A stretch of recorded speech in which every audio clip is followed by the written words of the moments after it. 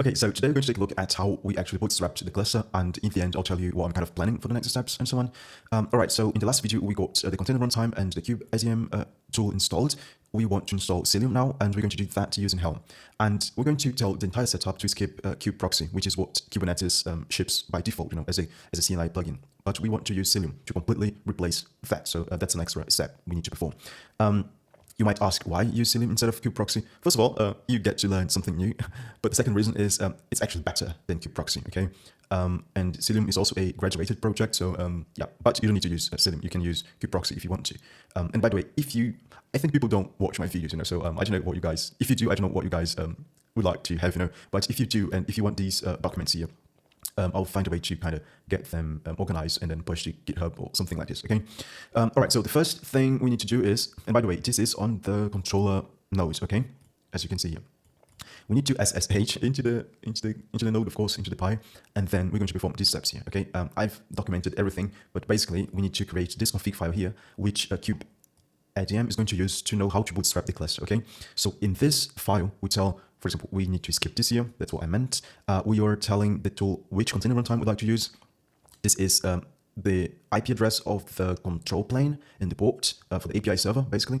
And then this is for the Kubernetes version, of course, and also the subnet, the subnet that we're going to use for the port network, the service, and so on. This is what I meant, if you remember, when I said, look, we need to create, we need to pass a custom network or side or range, for the port network and for the service subnet, because otherwise our kind of physical node network is going to overlap with the default one. So that's what I meant. But here, these don't overlap, okay, none of them. Right, so we're good to go. And this is just so we get a nice domain like service default cluster.local and blah blah blah. Okay, and proxy disable true. Of course, that's what we want. Okay, and here again, I think I've documented this way too much, but it's good. With AI, you can get these sort of things documented like really quickly. Okay, again, I explain why I'm doing things here. For example, here I had where was it? Here I had, for example, v.1 beta, v1 beta 4. But for the kubelet thing, it still needs 1, okay? So the other things, they use beta 4, but this one here, you need to pass this one here, otherwise it's not going to work. Again, I documented this here, okay? All right, so you've got that file in this directory here, and then you kind of run the thing. Okay, so the first time I ran this here and I got the problem because I had like beta 4 here, but once you change that, it should run like smoothly, okay? It takes a couple of minutes, I think. Because it's going to perform some checks and so on, see if everything has been properly, isn't properly prepped up. And that's it. You can see, you can read what I've got here. And at the end of the thing, you're going to have a command that you're going to run on the worker node once you're finished. And if you want to see how this command here looks like, I've got something here for you. Okay, so you're going to run this here, and then you're going to get like blah, blah, blah, and so on. This is a pre-flight checks that I told you about at some point, which was the reason why we needed to load some modules and so on. Do you remember that? All right, then generating certificate generation and so on. You can see, you can read here if you want to. Remember this here. And you can see it's going to run the thing. And then in the end, it's going to give you this command here, which you can use to join the nodes, the worker nodes later on. Okay, so that's basically how this thing works, okay? And by the way, I am going to perform this here next. And the reason is, did I document that here? Oh, of course I did. See, the reason for that step, why we want to create a sort of copy of that file, of the admin.com file, and paste it into here, and then make sure that we've got our user as the owner of that file, so we don't have to run things as the root user, okay? So that's the reason why we do this, okay? So I explain this here, so yeah. All right, so, but that's basically Linux stuff, actually. There's nothing related to Kubernetes here, except for the file. Yeah, that's for Kubernetes. That's all, but it could be any file, verify the cluster state. So when I did this here, I didn't have the CNI installed already. So it's going to show it's not ready because Kubernetes does not know how to do the networking stuff. And again, I documented everything here, like what you should see and why, okay? They want core DNS is also pending because, again, we don't have the CNI set up yet, and so on. And I also pasted here what I got at that time, okay? So exactly what I described here. You've got some stuff running and some stuff pending, okay? Because the CNI was not installed, okay? And then we proceed to install the CNI Cilium, and then we install Helm on the container runtime, on the controller, and then we'll just check whether that works. And then I have some documents, a document link here, So you understand why you're doing things this way. This time here, I also got a problem because I was using this variant here because I read somewhere, but then I kind of read the docs, the real docs, and they said, look, the OCI registries, that's how you should install this here, okay? So I kind of needed to rewrite my docs to use this variant here instead, okay? We passed a version of Cilium. We set some stuff here, some values like service host, kube proxy replacement, again, API port, and so on, and the port side network thing. Okay, so and also there's something that you can pass here. For example, the number of replicas that you'd like to have from the get-go. You know, by default it's going to give you 2 operators, but yeah, and the one operator is going to be like pending because we only have the control node here at the moment. You know, so you're gonna have 2. You know, so one is going to get allocated on this node here, and the second one is going to say, look, I have nowhere to go, so I'm going to say here as pending. Okay, but you're going to see that in a second. Okay, so when you run that, you're going to see this here, hopefully, or something similar, depending on, I don't know what version or how you ran this command here. But that's what I got. And then you can watch Cilium come up. You can run this here, and then you're going to see this here. This is the agent, okay, the daemon set. Actually, I documented everything here, you see. I could be just like scrolling down the document, this thing here, and you know what, yeah, what is what, okay? And then, all right, so I thought, or I read somewhere that I would get the agent and the operator if I ran this here, but I do not. I only get the agent, okay? The controller, the operator, it runs separately somehow, okay? So if you run this command here, then you get to see the operators, okay? And this is what I meant. I've got yeah, the proxying thing anyway, but these are the 2 operators that I told you about. So this one here got allocated on the control node, and this one here is just waiting, okay? So we have 2 replicas for the operator, but just one. Yeah, only this one here got a place to run, okay? So when I run the join command on the worker node, then this one here is going to get allocated, and then you're going to see running as well. All right, so again, if you run this here now, you're going to see ready, okay? If you remember from before, we didn't get ready. Did I document that? Oh, I didn't, but I know it was like not ready, okay? And now it shows as ready, okay, here. So before I didn't have ready, I had not ready, okay? And again, you can run this thing here now, and you're going to see that all this stuff is run. For example, the core DNS, which was pending, if you remember from here, you can see it was like pending. But now that we have the CNI, it's working, okay? That's what you can see here. Here.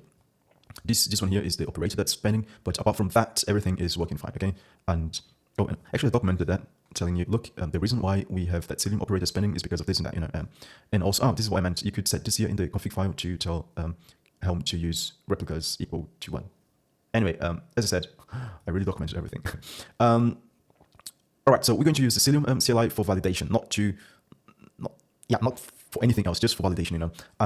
And why for validation only? Because you could install Cilium, like Cilium, the CNI itself using the CLI. Sorry, the CNI itself using the CLI. So you could install Cilium, the CNI plugin, using the Cilium CLI, okay? You could have used that, but I read in the docs you should use Helm to install the Cilium CNI, okay? That's what we did here. But nevertheless, we installed the CLI, just perform some checks, and this is how we install it.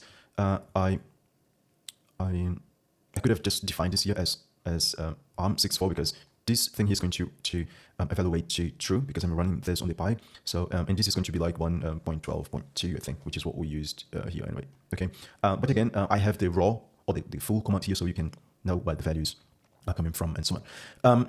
All right, then we install and then we delete the file that we downloaded and so on. So all right, so you run this here to see if everything worked like as it should. If this here worked, okay, that's why we kind of installed the CLI. We can already see it work because we've got this output here, but this is an extra check you can perform, okay? If you, okay, that one is not working because I might have, I don't know, I think detail Cilium status run, Cilium dash status dash run. I don't know why that's not working. Cilium status, anyway, that file should access. I mean, doesn't matter, okay? This is what I would like to show you, okay? You're going to see something like this, okay?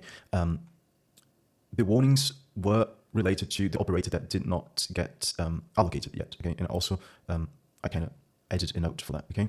All right, so we've got Cilium installed, it's working, and yeah, I'll need to find out why it's not working. Cilium status run, interesting. But anyway, you know that it should actually work. Cilium. Why? Oh, it's details. I think you were screaming at me. It's details, details. How it works. Anyway, where were we? We were here, and again, I've got some checks that you can perform to see whether we really got rid of kube proxy and so on. You can see we've got kube proxy replacement true here and so on. Again, another check, a couple of checks and so on, and then we kind of jump into the worker node, and then we join it with the token, the command that we got when we run. Yeah, when you run kube init at the end of that run, you get a command like this, okay? And that's what you use to join the worker. All right. And then, okay, you joined the worker, and then you can jump into the controller again. And then if you do get nodes, you're going to see all of them like as Reggie, okay? And also the agent and the operator, they should be both running like, yeah, because now we've got that other operator allocated on the second node, which is the worker node, okay? This is the connectivity test. I performed that as well. It took a while because it had a lot of tests. If you take a look at here, you run this command here, and then it's going to go over a bunch of things, you know, blah, blah, blah. And in the end, it's going to say, look, and some tests were skipped because these were related to, actually, I also documented that here. So, man, I told you. It's basically because we're not using some multi-cluster or multi-node tests that don't apply to our setup here. And we're also not using the Hubble stuff. That's the kind of, yeah, I won't get into that yet, but anyway, we're not using that. So we don't need to perform these tests. Anyway, all right, so that's basically it. We kind of, oh, there's also a smoke test here that I added that you can run, but you don't need to. We performed checks enough, but that's basically, yeah, so that's basically it, actually. And if you do this here, you should delete the deployment as well. Oh, actually, yeah, the smoke test stuff. And I also, here, when you run this here, Selenium is going to create some namespaces. So we need to, in my case, it created these three here, but you should run this here to see if it's the same. Okay, if it isn't, you can just delete the namespaces using this command here.